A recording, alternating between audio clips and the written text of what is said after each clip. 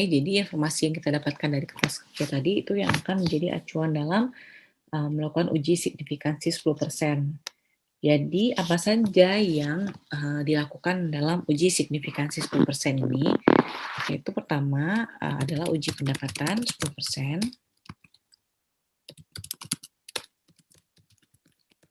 Ya, kemudian ada lagi uji laba rugi ya. Itu 10%. Kemudian uji aset. Nah, jadi pendapatan segmen-segmennya bisa kita lihat dari yang dari yang tadi ya, yang saya sebut tadi.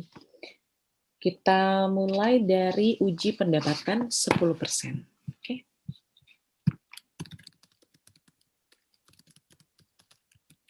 Nah, di uji pendapatan 10% ini itu diketahui tadi kan kita tahu nih segmen-segmennya apa aja kan, kemudian kita bisa memasukkan nilai dari pendapatan segmennya. Oke. Oke, sekarang kita lihat uji pendapatan yang 10%. Nah, sebelumnya kita sudah mengetahui berapa pendapatan segmen ya di informasi di sini, berapa pendapatan masing-masing segmennya. Oke, jadi di situ diberitahu bahwa untuk segmen produk makanan itu senilai 323 miliar ya. Jadi nilainya ini itu berdasarkan informasi sebelumnya. Teman-teman bisa lihat di sini ya. 323 di informasi yang sebelumnya jadi nggak ada. Jadi informasi segmen ini diketahui pendapatannya ya.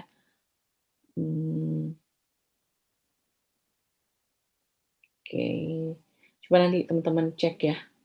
Atau ini sudah menjadi bagian dari informasi di soalnya juga. 300 berapa tadi, 23 juta, 23 M ya, kemudian juga ada senilai 113, kemudian 45, 86, dan 33, sehingga totalnya itu adalah total pendapatan dari perusahaan itu adalah 600 miliar ya. Kemudian di sini teman-teman lihat di intersegment yang total revenue-nya di atas ini, sorry, kelewat tadi saya ini ya. Oke. Nothing's in here. Iya.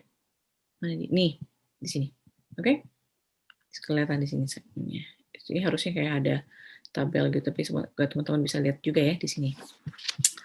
Nah, setelah diketahui, kan kita tahu nih pendapatan segmennya berapa, kan? Kemudian dari hasil itu, jadi untuk mencari persentase pendapatan ini dapatnya dari 323 dibagi dengan 600, kemudian dapat 53,8, gitu seterusnya sampai ke bawah ya. 113 bagi 600 gitu kan, dapat 18,8 gitu. Nah, jadi total pendapatan segmennya dibagi dengan total pendapatan pendapatan secara keseluruhan ya. Itu nanti akan dapat nilainya. Kemudian dari hasil itu bisa kita simpulkan bahwa nih, kelihatan bahwa yang harus melaporkan secara terpisah ya, yang harus melaporkan secara terpisah itu adalah yang mana, yang di sini segmen laporkan itu ada produk makanan, kemudian plastik dan pengepakan, dan yang 14,3. Jadi tadi kan dikatakan bahwa uji signifikansi 10%. Ini maksudnya ya kalau misalnya lebih dari 10%, berarti itu harus dilaporkan secara terpisah. Oke. Selanjutnya di situ ada uji laba rugi. Jadi informasi semuanya itu dari yang tadi kita berikan ya. Jadi uji laba rugi ini untuk yang produk makanan, kemudian konsumsi di sini ya. 59, kemudian untuk konsumsi itu ada rugi ya. Kemudian kesehatan juga ada labanya, kemudian untuk yang segmen kimia itu ada kerugian sebesar 9 juta ya. Jadi konsumsi dan komersial tuh mengalami kerugian sebesar 25 juta nih. Kemudian kimia juga rugi 9 juta. Jadi total labanya itu adalah kalau untuk yang laba sendiri itu totalnya 279 juta. Ya. Saya harap sih bisa menulis di sini but wait ya. Oke. Saya coba dulu ya. Ini bisa. Maybe ya. Too low. Jadi oke. Jadi di sini rugi kan 9 juta, kemudian juga rugi 25 juta. Jadi untuk total labanya itu dia adalah total labanya itu jadi berapa tuh? Jadi 279 ya. 279 juta. Ya, jadi laba atau rugi segmen gitu kan dibagi dengan total pendapatannya itu. Jadi dikali dengan 100%, dapatlah persentasenya yang di sini. Oke. Diikut jalan. Oke. Oke. Nah, sampai di sini ya. Tadi kan sudah ada uji apa aja, uji laba rugi, kemudian uji pendapatan ya. Jadi untuk ini adalah uji laba rugi 10%. Nah, jadi di sini kan diketahui ini minus 9 juta, kemudian dapatlah di sini 71%. Nah, teman-teman lihat nih mana yang nilainya itu di atas 10%. Berarti kalau di atas 10%, berarti itu dia segera segmen ini dilaporkan secara terpisah. Oke, jadi bisa dilihat di situ ada produk makanan, plastik pengepakan, kemudian ya 2 di situ ya untuk yang ketika kita menggunakan uji laba rugi. Ya. Nah, bagaimana dengan yang selanjutnya? Itu uji aset, uji signifikansi 10% ke aset segmen. Jadi untuk yang ini sama ya, sama yang kayak tadi caranya itu sama aja. Setelah itu diketahui yang mana yang besar dari 10%, berarti itu ada yang produk makanan dan plastik pengepakan. Jadi untuk uji signifikansi 10% ini yang diterapkan kepada aset segmen itu yang harus dilaporkan secara terpisah itu adalah untuk produk makanan dan juga plastik dan pengepakan ya. Nah, gitu untuk melaporkan uji signifikansi. Oke. Ini ya aset segmen. Ini pendapatannya berapa segmen. Ini tadi yang di atasnya kan masih belum. Nah, ini kemudian rinciannya ya. Jadi ini adalah rinciannya bahwa untuk di sini dikatakan bahwa uji pendapatan nih setelah menentukan segmen mana yang dilaporkan, jadi berdasarkan salah satu dari 3 uji itu, kemudian perusahaan bisa menerapkan uji komprehensif. Jadi kalau sudah diketahui ya mana yang harus dilaporkan secara terpisah, nanti perusahaan melakukan tahapan berikutnya, itu yang dinamakan dengan uji komprehensif. 75%. Ya, uji komprehensif untuk pendapatan konsolidasi 75%. Oke.